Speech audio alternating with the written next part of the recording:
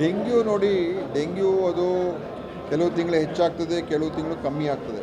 ಈಗ ಮಳೆಗಾಲ ಮತ್ತು ನೀರು ಶೇಖರಣೆ ಹೆಚ್ಚಾಗ್ತಾ ಇರೋದ್ರಿಂದ ಡೆಂಗ್ಯೂ ಸೊಳ್ಳೆಗಳು ಉತ್ಪತ್ತಿಯಾಗೋದು ಹೆಚ್ಚಾಗ್ತಾ ಇದೆ. ನಮ್ಮ ಕಡೆಯಿಂದ ನಾವು ಎಲ್ಲ ಇಲಾಖೆಗಳು, ನಮ್ಮ ಇಲಾಖೆ, ಬೇರೆ ಇಲಾಖೆಗಳೆಲ್ಲರ ಜೊತೆ ಸಂಯೋಜನೆ ಮಾಡಿ ಇಡೀ ರಾಜ್ಯಾದ್ಯಂತ ಈ ಡೆಂಗ್ಯೂ ಸೊಳ್ಳೆಯ ಉತ್ಪತ್ತಿಯಾಗೋದನ್ನು ನಿಯಂತ್ರಣ ಮಾಡುವಂಥ ಕೆಲಸವನ್ನು ಪ್ರಾರಂಭ ಮಾಡಿದ್ದೇವೆ. ಮತ್ತು ಇದುವರೆಗೂ ನಿಮಗೆಲ್ಲ ಮಾಹಿತಿ ಗೊತ್ತೇ ಇದೆ, ಸುಮಾರು 15,000 ಹೆಚ್ಚು ಕಡಿಮೆಯಷ್ಟು ಈ ವರ್ಷ ಡೆಂಗ್ಯೂ ಪ್ರಕರಣಗಳಾಗಿದೆ. ಅದರಲ್ಲಿ ಈಗ ಆ್ಯಕ್ಟಿವ್ ಆಗಿರುವಂಥದ್ದು 3,384. ಆ 3,384ರಲ್ಲಿ 640 ಜನ ಆಸ್ಪತ್ರೆಯಲ್ಲಿದ್ದಾರೆ. ಇನ್ನು ಉಳಿದಿರೋರೆಲ್ಲ ಅವ್ರವ್ರ ಮನೆಗಳಲ್ಲಿ ಟ್ರೀಟ್ಮೆಂಟ್ ತೊಗೊಳ್ತಾ ಇದ್ದಾರೆ. ಅದರಲ್ಲಿ ICUಲಿರೋರು ಸುಮಾರು 14 ಜನ. ಇದುವರೆಗೂ 10 ಜನ ತೀರ್ಕೊಂಡಿದ್ರು. ಇದು ದುರಾದೃಷ್ಟಕರ, ಯಾಕಂದರೆ ಒಂದು ಜೀವವು ಕೂಡ ಹೋಗಬಾರ್ದು. ನಮ್ಮ ಮುಖ್ಯ ಉದ್ದೇಶ ಏನಂತ ಹೇಳಿದ್ರೆ, ಯಾರೂ ಕೂಡ ಡೆಂಗ್ಯೂಯಿಂದ ತೀರ್ಕೋಬಾರ್ದು. ಅದು ಹೇಗಾದರೂ ಮಾಡಿ ಅವ್ರನ್ನ ನಾವು ಉಳಿಸ್ಬೇಕು. ಸೊ ಆ ಒಂದು ವ್ಯವಸ್ಥೆಯನ್ನು ಎಲ್ಲ ಕಡೆ ಏನೇನು ಅಗತ್ಯ ಇರುವಂಥ ಔಷಧಿಗಳು ಮತ್ತು ಬ್ಲಡ್ ಪ್ಲೇಟ್ಲೆಟ್ಸ್ ಇರ್ಬೋದು ಅಥವಾ IV ಫ್ಲೂಯಿಡ್ಸ್ ಇರ್ಬೋದು, ಎಲ್ಲವನ್ನು ಕೂಡ ನಾವು ಎಲ್ಲ ಕಡೆ ನಮ್ಮ ಆಸ್ಪತ್ರೆಗಳಲ್ಲಿ ಎಲ್ಲ ಕಡೆ ನಾವು ಒದಗಿಸಿದ್ದೇವೆ. ಈಗ ಅದನ್ನು ನಾವು ಟ್ಯಾಕಲ್ ಮಾಡಬೇಕಾಗ್ತದೆ. ಇನ್ನೂ 2 ತಿಂಗಳು ನಾವು ಅತಿ ಹೆಚ್ಚಿನ ಒಂದು ಎಚ್ಚರಿಕೆಯಿಂದ ಇರಬೇಕಾಗ್ತದೆ. ಜನರಲ್ಲಿ ಇನ್ನೂ ಜಾಗೃತಿಯನ್ನು ಅವರೇನು ಪದೇ ಪದೇ ಹೇಳೋ ಮುಖಾಂತರ ಅವರಲ್ಲಿ ಅದರ ಬಗ್ಗೆ ಅರಿವನ್ನು ಮತ್ತು ಆ ಒಂದು ವಿಷಯದಲ್ಲಿ ಅವರು ಏನೇನು ಕ್ರಮಗಳು ತೊಗೊಳ್ಬೇಕು ಅದು ಅವರು ಮಾಡಬೇಕಾಗ್ತದೆ. ಮತ್ತು ನಮ್ಮ ಜೊತೆಯಲ್ಲಿ ಬೇರೆ ಬೇರೆ ಜನನ್ನು ಕೂಡ ಸಹಕಾರ ಮಾಡ್ತಾರೆ. ಬೇರೆ ಬೇರೆ ಸಂಘ ಸಂಸ್ಥೆಯವರು ಮತ್ತು ಬೇರೆ ಬೇರೆ ವಾಲಂಟಿಯರ್ಸು ನಮಗೆ ಸಹಕಾರ ಮಾಡ್ತಾಯಿದ್ದಾರೆ. ಅದರಿಂದ ಡೆಂಗ್ಯೂ ನಿಯಂತ್ರಣ ನಾವೇನು ಎಲ್ಲ ಸರಿ ಹೋಗ್ಬಿಟ್ಟಿದೆ ನಾನು ಹೇಳ್ತಾ ಇಲ್ಲ. ನಾವು ಇನ್ನೂ ಹೆಚ್ಚಿನ ರೀತಿಯಾಗಿ ಮಾಡಬೇಕು ಮತ್ತು ಇನ್ನೊಂದು ಮುಂದಿನ 2 ತಿಂಗಳು ಭಾಳ ಎಚ್ಚರಿಕೆಯಿಂದ ಇರಬೇಕಾಗುತ್ತೆ ಅಂತ ನಾನು ಹೇಳೋದಕ್ಕೆ ಇಷ್ಟಪಡ್ತೀನಿ. ಸಾಕಷ್ಟು ಕ್ರಮ ತೆಗೆದುಕೊಂಡ್ರು ಕೂಡ ಪೀಕ್ ಅಂತ ಹೇಳಿದ್ರೆ ನನಗನ್ಸುತ್ತೆ ಈಗ ಪೀಕಿಗೇನು ಹೋಗುವಂಥದ್ದೇನು ಇನ್ನೇನು ಕಾಣೋದಿಲ್ಲ. ನನಗೆ ಇನ್ನು ಮುಂದೆ ಸ್ವಲ್ಪ ಕಮ್ಮಿ ಆಗುತ್ತೆ ಅಂತ ಅಂದ್ಕೊಂಡಿದ್ದೀನಿ. ಯಾಕಂದರೆ ಮಳೆನೂ ಕೂಡ ಜೋರಾಗಿ ಬರ್ತಾ ಇದೆ. ಸೊ ಜೋರು ಮಳೆ ಬರ್ತಾ ಇರೋದ್ರಿಂದ ಅದು ಡೆಂಗ್ಯೂ ನಿಯಂತ್ರಣ ಕೂಡ ಒಂದು ಸ್ವಲ್ಪ ಅನುಕೂಲ ಆಗ್ತದೆ. ಆದ್ದರಿಂದ ಇನ್ನು ಪೀಕಿಗೆ ಏನು ಹೋಗೋದಿಲ್ಲ. ಆದರೆ ಪೀಕಿಗೆ ಹೋಗೋಲ್ಲ ಅಂತೇಳಿ ನಾವು ಸುಮ್ಮನೆ ಇರೋಕ್ಕಾಗೋದಿಲ್ಲ. ಖಂಡಿತವಾಗಿಯೂ ನಾವು ಭಾಳ ಎಚ್ಚರಿಕೆಯಿಂದ ಮುಂದಿನ 2 ತಿಂಗಳು ಸೆಪ್ಟೆಂಬರ್ವರೆಗೂ, ಅಕ್ಟೋಬರ್ವರೆಗೂ ಭಾಳ ಎಚ್ಚರಿಕೆಯಿಂದ ಇರ್ತೀವಿ. ಸಾಕಷ್ಟು ಕ್ರಮ ತೆಗೆದುಕೊಂಡಿದ್ರು, ಆದರೂ ಎಲ್ಲಿ ಸಮಸ್ಯೆ ಆಗ್ತಾ ಇದೆ, ಎಲ್ಲಿ ವಿಫಲ ಆಗ್ತಾ ಇದ್ದೀರ ಅಂತ ಅಳ್ತಾನೆ ಕಡಿಮೆ ಅಂತೂ ಆಗ್ತಾ ಇಲ್ಲ ಅಂತ. ಇಲ್ಲ, ಈಗ ಇದು ಸೊಳ್ಳೆಯಿಂದ ಹರಡುವಂಥದ್ದು. ಸೊಳ್ಳೆ ಉತ್ಪತ್ತಿ ನಿಯಂತ್ರಣ ಮಾಡೋದು, ನಾಶ ಮಾಡೋದೇ ನಮ್ಮ ಮುಖ್ಯವಾದ ಕಾರ್ಯಕ್ರಮ. ಅದು ಪ್ರತಿ ಮನೆಯಲ್ಲೂ ಇದು ಎಲ್ಲಿ ಬೇಕಾದರೂ ಒಂದು ಸಣ್ಣ ಬಟ್ಲಲ್ಲೂ ಕೂಡ ನೀರು ಶೇಖರಣೆ ಆಗಿದ್ರೆ ಅಲ್ಲೂ ಕೂಡ ಡೆಂಗ್ಯೂ ಸೊಳ್ಳೆ ಉತ್ಪತ್ತಿ ಆಗ್ಬೋದು. ಸೊ ಅದಕ್ಕೋಸ್ಕರ ಇದು ಅಷ್ಟು ಸುಲಭವಾದಂಥ ಒಂದು ನಾವು ಏನೇ ಮಾಡಿದ್ರೂ ಕೂಡ ಎಲ್ಲವನ್ನು ಕೂಡ ನಾವು ತೆಗಿಯೋಕ್ಕಾಗತ್ತೆ ಅಂತ ಹೇಳೋಕ್ಕಾಗಲ್ಲ. ಆದರೆ ಎಲ್ಲ ನಮ್ಮ ಆಶಾ ಕಾರ್ಯಕರ್ತರು, ನಮ್ಮ ಇಲಾಖೆಯ ಆರೋಗ್ಯ ಕಾರ್ಯಕರ್ತರು ಮತ್ತು ಎಲ್ಲ ನಗರ ಸಂಸ್ಥೆಗಳಲ್ಲಿರುವಂಥ ಕಾರ್ಯಕರ್ತರು ಎಲ್ಲರೂ ಕೂಡ ನಾವು ಜಾಗೃತಿ ಮೂಡಿಸಿದ್ದೇವೆ. ಎಲ್ಲ ಕಡೆ ಈಗ ಅವ್ರ ಮನೆಗೆ ಹೋಗ್ತಾ ಇದ್ದಾರೆ, ಮಾಡ್ತಾ ಇದ್ದಾರೆ. ಮತ್ತು ಯಾವುದೇ ಒಂದು ಡೆಂಗ್ಯೂ ಪಾಸಿಟಿವ್ ಬಂದಾಗ ಆ ಸುತ್ತಮುತ್ತ ಇರೋ ಪ್ರದೇಶಗಳೆಲ್ಲವನ್ನು ಕೂಡ ನಿಯಂತ್ರಣ ಮಾಡುವಂಥ ಕೆಲಸ ಕೂಡ ಮಾಡ್ತಾಯಿದ್ದೀವಿ. ಎಲ್ಲ ಖಾಸಗಿ ಆಸ್ಪತ್ರೆಗಳು ರಿಪೋರ್ಟ್ ವಿಚಾರವಾಗಿ ಅಂದರೆ ಪಾಸಿಟಿವ್ ರಿಪೋರ್ಟ್ ವಿಚಾರಕ್ಕೆ ಸಂಬಂಧಪಟ್ಟಂಗೆ ಬೆಂಗಳೂರು ವ್ಯಾಪ್ತಿಯಲ್ಲಿ ಒಂದಷ್ಟು ಉಲ್ಲಂಘನೆಗಳನ್ನು ಮಾಡ್ತಾ ಇದೆ ಅನ್ನೋದು ಆರೋಪ ಇರುವಂಥದ್ದು. BBMP ಕೂಡ ನೋಟಿಸನ್ನು ಕೊಡ್ತೀವಿ ಅನ್ನೋಂಥ ವಿಚಾರನ ಹೇಳಿದರೆ ತಮ್ಮ ಗಮನಕ್ಕೆ ನಮಗೆ ಇಲ್ಲ, ನಾವು ಡೆಂಗ್ಯೂವನ್ನು ಅದು ಒಂದು ನೋಟಿಫೈಡ್ ಡಿಸೀಸ್ ಅಂತ ನಾವು ಘೋಷಣೆ ಮಾಡಿದ್ದೀವಿ. ಅಂದರೆ ಯಾವುದೇ ಡೆಂಗ್ಯೂ ಪ್ರಕರಣ ಎಲ್ಲೇ ಆದರೂ ಕೂಡ ನಮ್ಮ ಗಮನಕ್ಕೆ ಬರಬೇಕು, ನಮ್ಮ ಮಾಹಿತಿಯಿಂದ ಹೊರಗೆ ಇರಬಾರ್ದು ಅಂತ. ಸೊ ಎಲ್ಲ ಆಸ್ಪತ್ರೆಗಳು ಕೂಡ ಅದನ್ನು ನಾವು ಮಾಹಿತಿ ಕೊಟ್ಟಿದ್ದೇವೆ, ಅವ್ರು ಮಾಡ್ತಾ ಇದ್ದಾರೆ. ಕೆಲವರು ಏನಂತೇಳಿ ನಾವು ರೇಟನ್ನು ಕೂಡ ನಿಗದಿ ಮಾಡಿದ್ದೀವಿ, ಇದಕ್ಕಿಂತ ಹೆಚ್ಚು ತೊಗೊಳ್ಬಾರ್ದು ಅಂತ. ಟೆಸ್ಟ್ಗಳಿಗೆ ಡೆಂಗ್ಯೂ ಟೆಸ್ಟ್ ಮಾಡಬೇಕಾದ್ರೆ ಅದಕ್ಕೆ 200 ರೂಪಾಯಿ, 250 ರೂಪಾಯಿ ಒಂದು ಟೆಸ್ಟ್ಗೆ, ಇನ್ನೊಂದಕ್ಕೆ 300 ರೂಪಾಯಿ ಮಾಡಿದ್ದೀವಿ. ಅದಕ್ಕೆ ಹೆಚ್ಚು ತೊಗೊಳ್ಬಾರ್ದು ಅಂತ ಹೇಳಿದ್ದೀವಿ. ಮತ್ತು ಬೇರೆ ಏನು ಈ ಬ್ಲಡ್ ಪ್ಲೇಟ್ಲೆಟ್ಸ್ ಕೊಡುವಂಥದ್ದು, ಟ್ರಾನ್ಸ್ಫ್ಯೂಷನ್ಸ್ ಇರ್ಬೋದು, ಅದಕ್ಕೂ ಕೂಡ ಬೆಲೆ ನಿಯಂತ್ರಣ ನಾವು ಕಾಯ್ದೆ ಪ್ರಕಾರ ಮಾಡಿದ್ದೀವಿ. ಸೊ ಕೆಲವು ಕಡೆ ನಮ್ಮ ಕಂಪ್ಲೇಂಟ್ಸ್ ಬಂದಿದೆ. ಬೆಂಗಳೂರಿನಲ್ಲೇ ಸುಮಾರು 30 ಕಡೆ ನಾವು ಇಂಥ ಕಂಪ್ಲೇಂಟ್ಸ್ ಬರೋ ಕಡೆ ನಾವು ನೋಟಿಸ್ ಕೊಟ್ಟು ಅಲ್ಲೆಲ್ಲ ಈಗ ಅವ್ರಿಗೆಲ್ಲ ನಾವು ನೋಟಿಸ್ ಇಶ್ಯೂ ಮಾಡಿದ್ದೀವಿ. ನೀವು ಈ ಥರ ಎಲ್ಲ ಮಾಡಬಾರ್ದು, ಮುಂದೆ ಕ್ರಮ ಇದೇ ಥರ ಮಾಡಿದ್ರೆ ನಿಮ್ಮ ಮೇಲೆ ಇನ್ನೂ ತೀವ್ರ ಕ್ರಮ ತೊಗೊಳ್ತೀವಿ ಅಂತ. ಸೊ ಎಲ್ಲ ಕಡೆ ಇದನ್ನು ಕೂಡ ನಾವು ನಿಯಂತ್ರಣ ಮಾಡ್ತಾಯಿದ್ದೀವಿ. ಆದ್ದರಿಂದ ಅದನ್ನು ಮುಂದುವರಿಸ್ಕೊಂಡು ಹೋಗ್ತೀವಿ.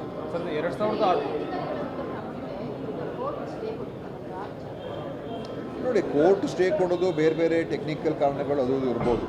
ಒಬ್ಬ ಅಧಿಕಾರಿ ಸ್ಟೇಷನಿಗೆ ಬಂದು ಅವರ ಒಂದು ಅಭಿಪ್ರಾಯ ವ್ಯಕ್ತಪಡಿಸಿದ್ದಾರೆ, ಮತ್ತು ಅವ್ರ ಅಭಿಪ್ರಾಯ ಅಲ್ಲ, ಅಲ್ಲಿ ಏನು ಆದಂಥ ಘಟನೆ ಅವ್ರು ಹೇಳಿದ್ದಾರೆ, ಕಂಪ್ಲೇಂಟ್ ಕೊಟ್ಟಿದ್ದಾರೆ. ಅದು ಇವತ್ತು ನಾವು ಏನು ಹೇಳ್ತಾ ಇದ್ದೀವಿ ಅಂತ ಹೇಳಿದ್ರೆ, ED ಬಂದಿರೋ ಉದ್ದೇಶ ಅದು ಭಾಳ ಸ್ಪಷ್ಟ ಇದೆ. ಅದರ ಉದ್ದೇಶ ಈ ಸರ್ಕಾರವನ್ನು ತೆಗೆಯೋದಕ್ಕೆ ನಮ್ಮ ಮುಖ್ಯಮಂತ್ರಿಗಳನ್ನು ಒಳಗಾಕೊಳ್ಳುವಂಥ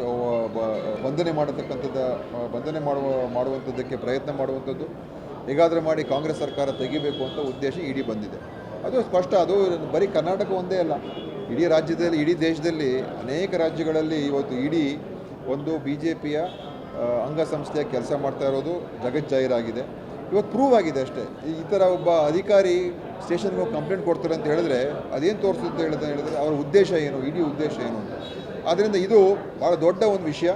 ನಮ್ಮ ಹೋರಾಟ ಇದ್ರ ಖಂಡಿತವಾಗಿಯೂ ಇರ್ತದೆ ಮತ್ತು ಇದು ಕೇವಲ ನಮ್ಮ ರಾಜ್ಯಕ್ಕೆ ಸೀಮಿತ ಅಲ್ಲ, ಇಡೀ ದೇಶದ ಒಂದು ವಿಷಯ ಆಗಿದೆ ಇದು. ದಾಖಲಾಗಿದೆ ಅಂದರೆ ಭ್ರಷ್ಟಾಚಾರದ ಆರೋಪದ ಹಿನ್ನೆಲೆಯಲ್ಲಿ ಇರುವಂಥ ಅಧಿಕಾರಿ ಅಂತ ಹೇಳಿ ಅವರನ್ನ ಸಸ್ಪೆಂಡ್ ಮಾಡಿದ್ದಾರೆ. ಆ ಅಧಿಕಾರಿ ಕೊಟ್ಟಂಥ ದೂರಿನ ಅನ್ವಯವಾಗಿ ಇಡೀ ಮುಖ್ಯಮಂತ್ರಿಗಳ ನೋಡಿ, ಆ ಅಧಿಕಾರಿ ಯಾರು ಏನು ನಮಗೆ ಗೊತ್ತಿಲ್ಲ. ಅಧಿಕಾರಿಯನ್ನು ಕರೆಸಿದ್ದು ನಾವು ಇಡಿಗೆ ಹೋಗಿ ಅಂತ ಇಡಿ ಅವರೇ ಕರ್ಸ್ಕೊಂಡಿರೋದು. ಅಲ್ಲಿ ಹೋದ್ಮೇಲೆ ಅವ್ರು ಬಂದು ಕಂಪ್ಲೇಂಟ್ ಕೂಡ ಕೊಟ್ಟಿದ್ದಾರೆ. ಸೊ ಅಧಿಕಾರಿ ಅವರು ಭ್ರಷ್ಟಾಚಾರ ಮಾಡಿದರೆ ಬೇರೆ ವಿಚಾರ, ಅದು ಬೇರೆ ವಿಷಯ. ಈ ವಿಷಯ ಬೇರೆ ತಾನೇ. ನಾವು ಹೇಳುವಂಥದ್ದು, ನಾನು ಈ ನಿನ್ನೆ ಘಟನೆ ಆಗದೇ ಇದ್ದಿದ್ದರೂ ಕೂಡ, ಮೊನ್ನೆ ಕಂಪ್ಲೇಂಟ್ ಕೊಡದೇ ಇದ್ದರೂ ಕೂಡ ನಮ್ಮ ಸ್ಪಷ್ಟ ಅಭಿಪ್ರಾಯ ಇಡಿ ಏನು ಅಂತ ನಾವು ಹೇಳಿದ್ದೇವೆ. ಮತ್ತು ಅದು ಮೊನ್ನೆ ಆದಂಥದ್ದು ಅದು ನಮ್ಮ ದೃಢೀಕರಣ ಆಯಿತು. ಮತ್ತು ಈ ಒಬ್ಬರೇ ಅಧಿಕಾರಿ ಅಲ್ಲ, ಹಲವಾರು ಜನರಿಗೆ ನಮ್ಮ ಹತ್ರ ಮಾಹಿತಿ ಇದೆ. ಹಲವಾರು ಯಾರನ್ನ ಕರ್ಸ್ಕೊಂಡಿದ್ದಾರೆ ಮತ್ತು ಬೇರೆಯವ್ರಿಗೆ ನೀವು CM ಹೆಸರು ಹೇಳಿ, ನೀವು ಇದು ಮಂತ್ರಿಯವ್ರ ಹೆಸರು ಹೇಳಿ, FD ಅವ್ರ ಹೆಸರು ಹೇಳಿ ಅಂತ ಆ ರೀತಿಯಾಗಿ ಸಿಕ್ಕಾಕ್ಸುವಂಥ ಒಂದು ಪ್ರಯತ್ನ, ಒತ್ತಡವನ್ನು ಇಡಿ ಅವರು ಬೇರೆಯವ್ರ ಮೇಲೂ ಮಾಡಿದ್ದಾರೆ. ಅವ್ರಿಗೆ ಹೋಗಿ ಕಂಪ್ಲೇಂಟ್ ಕೊಟ್ಟಿಲ್ಲ, ಆದರೆ ಎಲ್ಲರ ಮೇಲೂ ಇದನ್ನೇ ಮಾಡ್ತಾ ಇರುವಂಥದ್ದು ನಮಗೆ ಆಗಲೇ ಮಾಹಿತಿ ಬಂದಿದೆ. ವಿಪಕ್ಷಗಳು ಹೇಳ್ತಾ ಇರೋದು ಎಲ್ಲ ಒಂದು ಕಡೆ ಅವತ್ತು ಸಸ್ಪೆಂಡ್ ಮಾಡೋದನ್ನೇ ಮುಂದೆ ಇಟ್ಕೊಂಡು ಈಗ ರಕ್ಷಣೆ ಮುಂದಾಗಿದ್ದಾರೆ ಮುಖ್ಯಮಂತ್ರಿಗಳು ಅಂತೇಳಿ ಅವ್ರು ಹೇಳ್ಕೊಳ್ಳಿ. ಈಗ ಇಡಿ ಬಗ್ಗೆ ನಾವೇನು ಸ್ಪಷ್ಟೀಕರಣ ನೀಡಬೇಕಾಗ್ತದಾ? ಇಡಿ ಏನು ಅಂತ?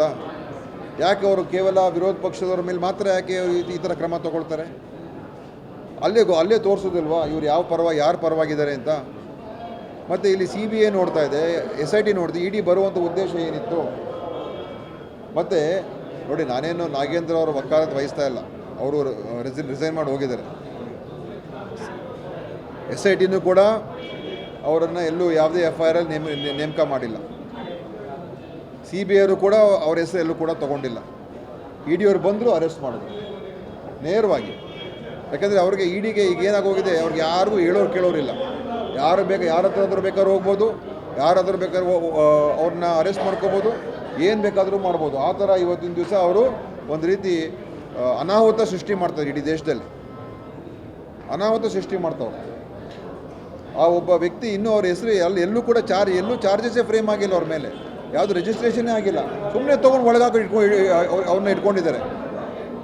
ಸೊ ಇದು ಇವತ್ತು ನಿಜವಾಗ್ಲೂ ನಾನು ಹೇಳ್ತಾ ಇರುವಂಥದ್ದು ಇಡಿಯ ಒಂದು ಕಾರ್ಯ, ಅವರ ಯಾವ ರೀತಿ ಕೆಲಸ ನಿರ್ವಹಣೆ ಮಾಡ್ತಾ ಇದ್ದಾರೆ ಅದು ತೋರಿಸ್ತಾ ಇದೆ. ಸುಪ್ರೀಂ ಕೋರ್ಟ್ ಕೂಡ ಇಡಿ ಬಗ್ಗೆ ಇವತ್ತು ಕಮೆಂಟ್ಸ್ ಮಾಡಿದ್ದಾರೆ.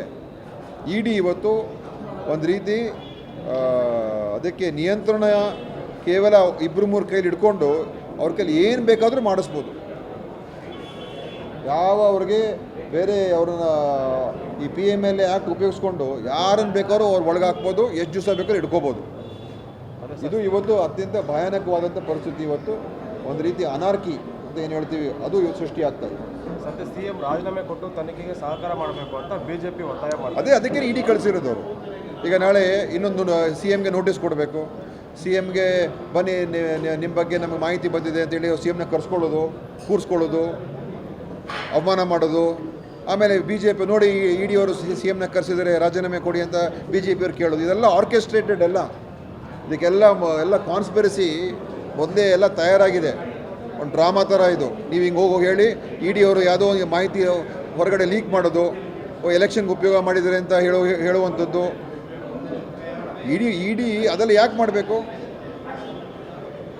ಅವರು?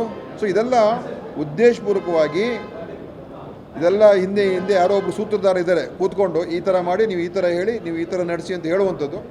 ಆಮೇಲೆ ಮುಖ್ಯಮಂತ್ರಿ ರಾಜೀನಾಮೆ ಕೊಡಬೇಕು. ಯಾರು? ಅಮಿತ್ ಶಾ, ಮೋದಿ, BJP ಇವರೇ, ಇನ್ಯಾರಿದ್ದಾರೆ? ಅವರೇ ಮಾಡಿಸುವಂಥದ್ದು ಇದೆಲ್ಲ. ಪ್ಯಾರಾಮೆಡಿಕಲ್ ವಿದ್ಯಾರ್ಥಿಗಳು ಪಡೆದಾಡ್ತಾ ಇದ್ದಾರೆ, ಇದೊಂದು ರೀಸನ್ ಇರ್ಬೋದು. ನೋಡಿ, ಖಂಡಿತವಾಗಿ ಇಲಾಖೆಯಲ್ಲಿ ಸಾಕಷ್ಟು ಹುದ್ದೆಗಳು ಖಾಲಿ ಇದೆ.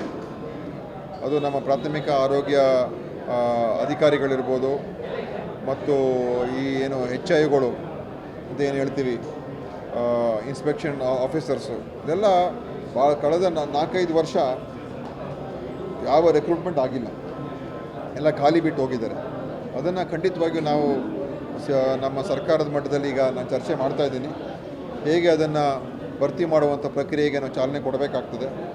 ಯಾಕಂದರೆ ಒಂದು ಆಲ್ಮೋಸ್ಟ್ ಈ ಒಂದು ಅರೆವೈದ್ಯಕೀಯ ಸಿಬ್ಬಂದಿಯಲ್ಲಿ 40% ವೇಕೆನ್ಸೀಸ್ ಇದೆ. ಸೊ ಅದನ್ನು ನಾವು ತುಂಬದೇ ಹೋದರೆ ಖಂಡಿತವಾಗಿಯೂ ಅದು ಅನಾನುಕೂಲ ಆಗ್ತದೆ. ಕೇವಲ ಡೆಂಗ್ಯೂ ವಿಚಾರಕ್ಕೆ ಒಂದೇ ಅಲ್ಲ, ಸಾಮಾನ್ಯ ಸೇವೆಗಳಿಗೂ ಕೂಡ ಅದರಿಂದ ಅನಾನುಕೂಲ ಆಗ್ತದೆ.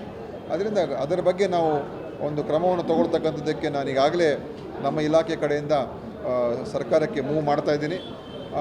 ಮುಖ್ಯಮಂತ್ರಿ ಚರ್ಚೆ ಮಾಡಿ ಅದನ್ನು ನಾವು ಒಂದೇ ಸಲ ಎಲ್ಲ ಮಾಡೋಕ್ಕಾಗೋದಿಲ್ಲ, ಆದರೆ ಕ್ರಮೇಣ ನಾವು ಮುಂದಿನ 2-3 ವರ್ಷದಲ್ಲಿ ಈ ಎಲ್ಲ ಹುದ್ದೆಗಳನ್ನು ಭರ್ತಿ ಮಾಡುವಂಥ ಕೆಲಸನ ಮಾಡಬೇಕಾಗ್ತದೆ.